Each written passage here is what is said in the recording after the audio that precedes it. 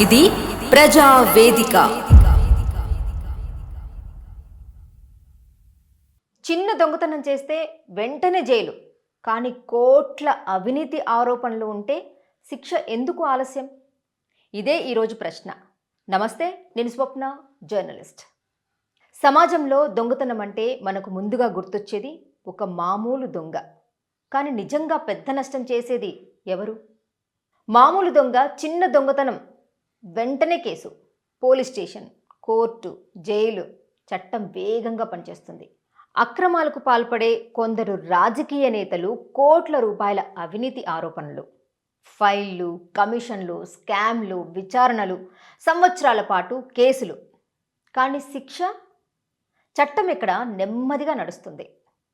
చిన్న తప్పుకే బేడీలు, పెద్ద ఆరోపణలకే పదవులు.